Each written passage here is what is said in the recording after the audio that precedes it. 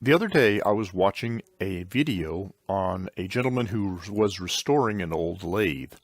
And he was at the part where he was restoring the plaques that went on the lathe that showed the various gear selections that were used for various thread pitches. And he'd had a new plaque made because the old one was pretty much destroyed. And he was mounting this plaque on the lathe, and the plaque has some little holes in it, and it uses a little thing called a drive screw, and I'll put a picture up of a drive screw.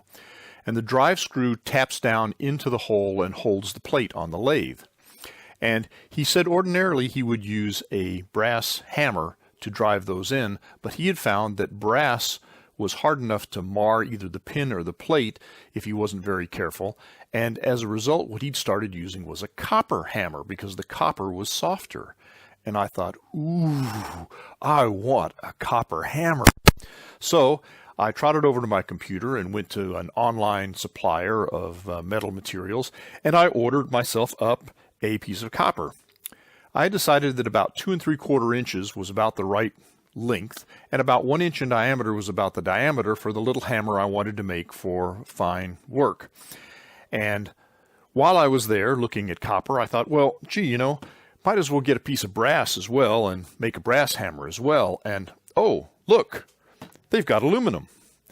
I should make an aluminum hammer as well. That'd be nice. It's a soft material. It'd be nice for tapping things in, and it's not quite as heavy. And then, oh, they've got some bronze. A piece of bronze would be nice. Well, I might as well get a couple of pieces of steel, so I got a piece of mild steel, just soft iron, 1018, and then a piece of hardenable steel, so I could make a hardened face hammer. And, oh, what the heck, a piece of stainless steel would be nice too. That'd be fun. And why not pick up a couple pieces of plastic while I'm at it? And so I did. And then I was thinking, there's some other materials I might like to make hammers out of, and those include lead. Lead makes a soft hammer, but very heavy. And some rawhide. Rawhide makes a nice mallet for driving tools for leatherworking, for example. So I bought my material, and what I found was that copper was by far and away the most expensive material. This little piece of copper was $19.89, so it was the most expensive and gives one pause. I also started looking around for hammer handles and found that the cheapest handles I could find pre-made were somewhere between $7 and $10, and that seemed a little steep for me for a homemade handle. So I went down to the local wood store and bought some 1-inch dowels to carve my handles out of. A 1-inch dowel is $7.99, and that makes each handle cost. You can get 3 of them out of a 36-inch long dowel. That makes the cost of each hammer handle about $2.50 or so. And that seemed more reasonable, although it is more work. I want to talk a little bit about the material cost. The copper, as I said, was the most expensive piece at $19.89 for a 2 3/4 inch piece. Turns out the plain cold rolled steel, just soft iron, was the least expensive piece at $2.73. Aluminum was $3.15. The hardenable steel was $3.81. The bronze was $14.61. Stainless steel was $6.09.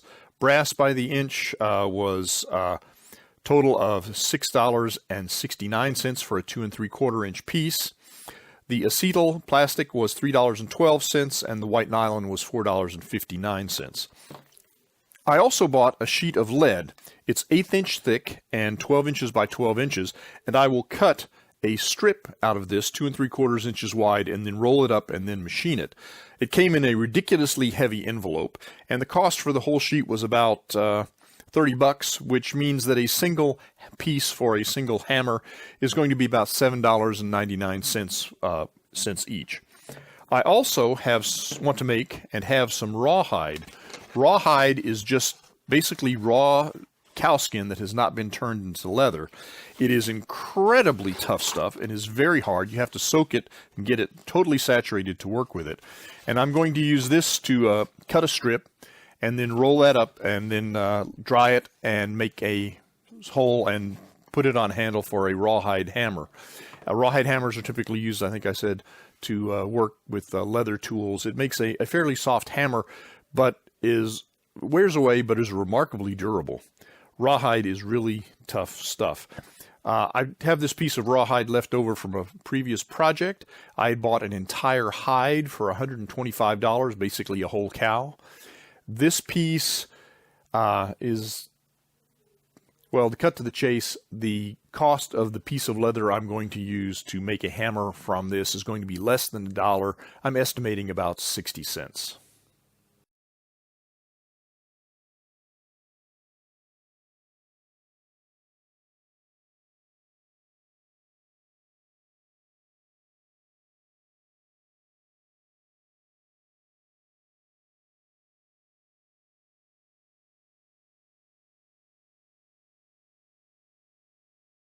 I'm going to use my mill with a 3/8 inch end mill to mill the slot in the hammerhead.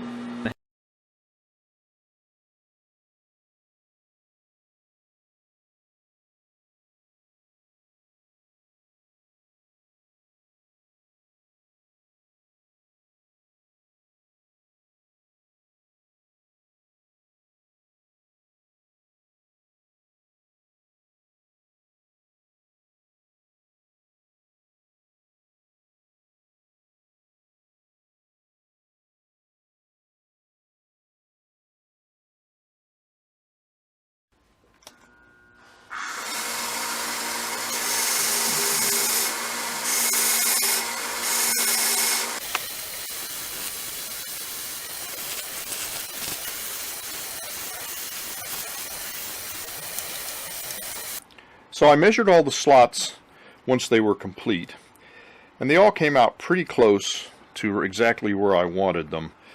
The worst one I think here is the brass. No, that's not the worst one. The worst one's the copper one that came out at about 690, so it's about 5 thousandths over. And part of this could be measurement area, and part of this, of course, could be the accurate of this very inexpensive but very handy caliper that I've got. So what I want to do next is I want to transfer the measurement for the inside to a set of outside calipers so that I can use these when I'm cutting the handles to be sure that I'm getting the right diameter on the handle. So I'm just going to use these until they just pass right through there. So that's the outside diameter that I can use. Another way to do this is to use a set of inside calipers and adjust them for the inside of the hole. And you adjust them until you can just feel it touching on both sides. Just like that. And then you can use that to transfer the measurement over to the inside caliper. From the inside caliper to the outside caliper. And we'll use this to check the diameter that we're cutting on the wood handle. So, the hammer journey comes to an end. We started out with just a plain wooden hammer. Just a little tap-tap hammer, nothing heavy duty. You're not going to use any of these hammers to really pound on something. And of course we have the one where I cracked the handle and had to go again. But the second one was a success after we did a little measuring. So it turned out pretty nice. Nice little hammer. Also made some hammers in steel. This is just plain 1018 steel. It's mild steel. Ought to be good for adjusting things. I think if you're loading something in a mill and you want to tap it down, have to be careful about marring the surface, but this would be a nice little hammer for making small adjustments. Also did a hammer in 8020. This is hardenable steel. I typically case hardenable steel, and I have not glued the handle on yet because I want to heat treat this. And I'll make a short video on heat treating, talking about tempering and heat treating, and then also talk about annealing for the various materials. So hopefully you'll get to see that here shortly. Other hammer I made was in stainless steel. Stainless steel polishes up nice and shiny, looks great. Make a nice little hammer. Not sure exactly what I might hit with stainless steel, but it's there.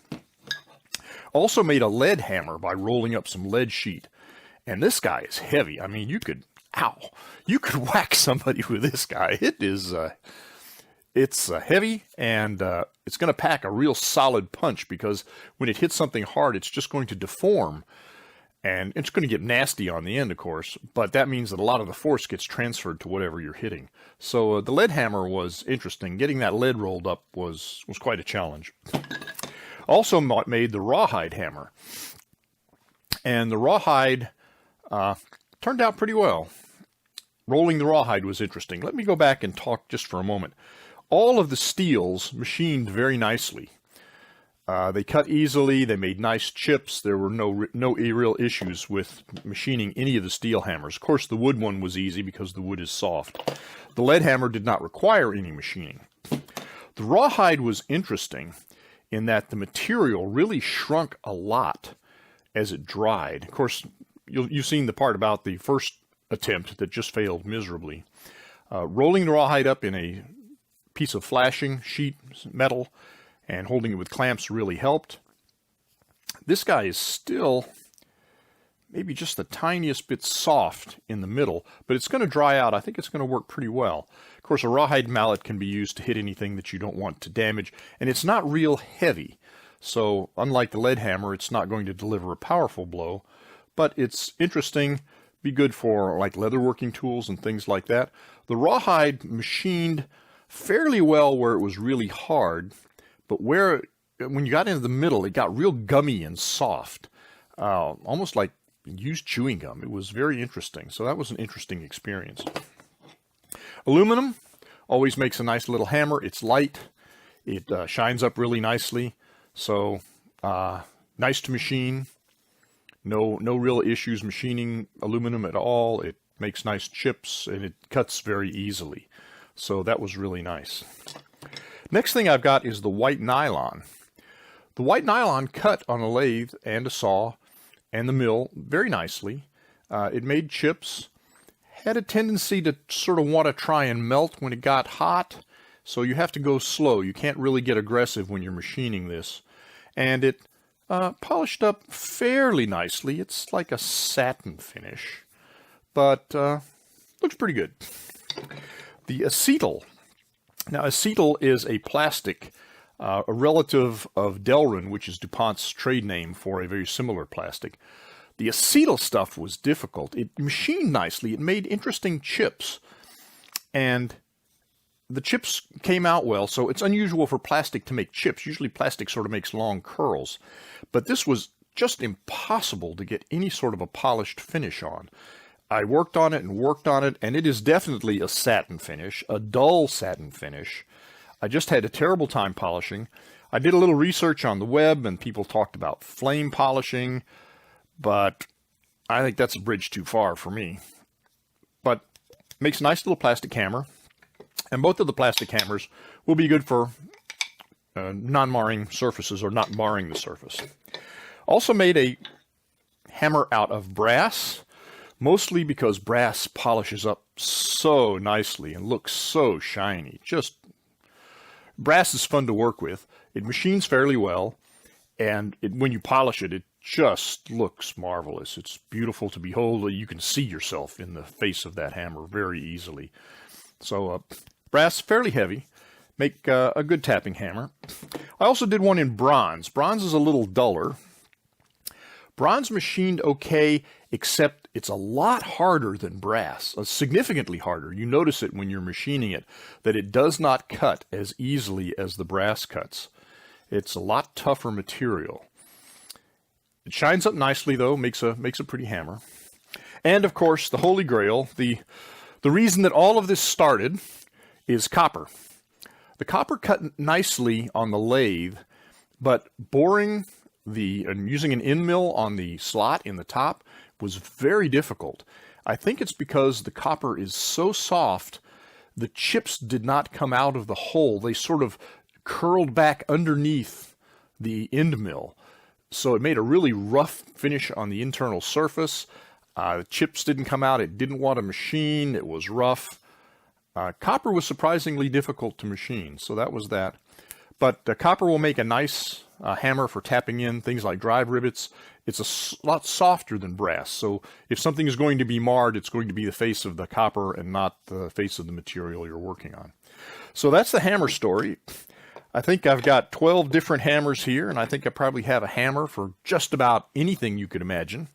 I think I've used up almost all the materials in the world, maybe except for, titanium.